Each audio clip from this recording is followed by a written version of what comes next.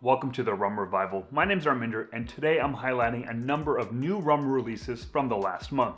Now, it's not everything that came out, just the rums that I think are notable or interesting, and these aren't necessarily available everywhere in the US, at least not right now, but hopefully you'll start seeing them pop up soon. First up is Rolling Fork's newest small batch release, Amburana Odyssey.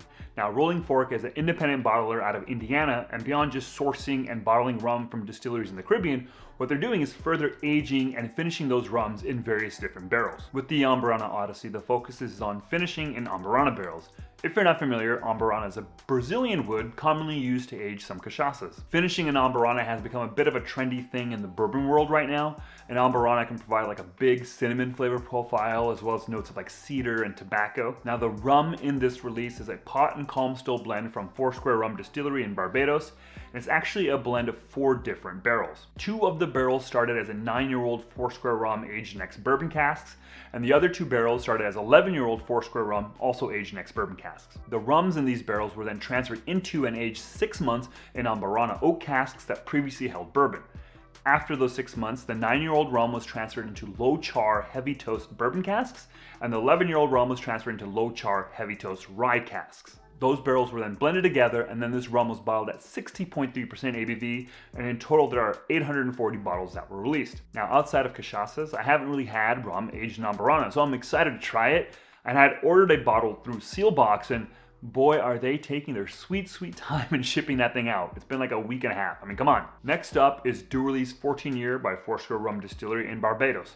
Now, this was originally released in 2019 in other parts of the world, and we're only just getting it here in the US, but hey, better late than never. As with pretty much everything coming out of Foursquare, this is an additive-free blend of both pot and calm still rums, and for this bottling, those rums are aged at least 14 years in a mix of ex-bourbon and ex-Madeira wine casks. And the rum is bottled at 48% ABV. It's priced around $50, and as with all other Durley's products here in the US, it's a Total Wine exclusive, so hopefully you have a Total Wine near you. So the 14-year now is the oldest permanent year-round offering from any one of Foursquare's brands. So I'm interested in grabbing a bottle, especially to see how it holds up to some of Foursquare's exceptional cask selection bottles.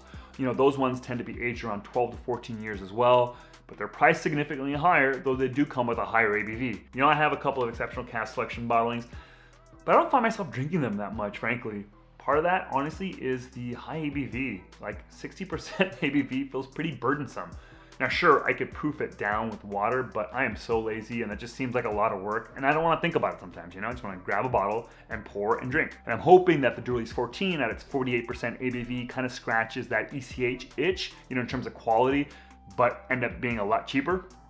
Next up is the newest release from Brugal out in the Dominican Republic. This is their Colección Visionaria Edition 1.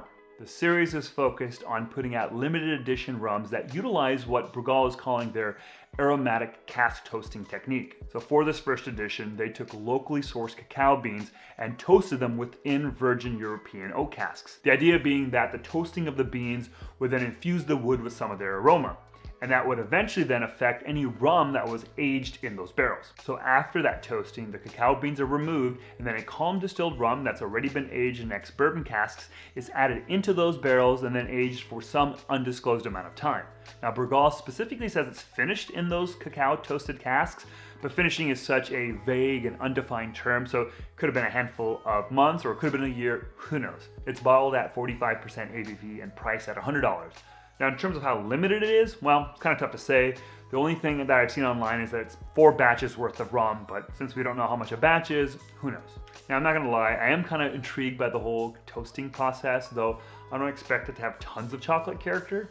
I'd probably maybe want to try it in a sample first before maybe committing to a bottle. You know, while I was kind of looking into this and researching it, it dawned on me that Brugal 1888 was actually the first bottle of rum that was ever gifted to me. It might have been like for my 30th birthday or something, and I wasn't even particularly into rum at the time. I was more of like a beer nerd, but regardless, it felt like the most luxurious gift ever. And maybe that had something to do with the whole netting around the bottle, probably, not gonna lie, but it just felt so fancy. Next up is a new brand coming out of Oaxaca in Mexico. It's Alambique Serrano.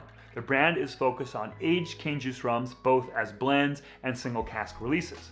The brand is from the same folks behind Cañada Rum, as well as the agave spirits brand Cinco Sentidos. The rum is produced by the Crescel family within the village of Santa Maria Talistac, a fairly remote region located within the cloud forest of Oaxaca. Now, the initial set of releases are 2 separate blends and 2 separate single cask releases.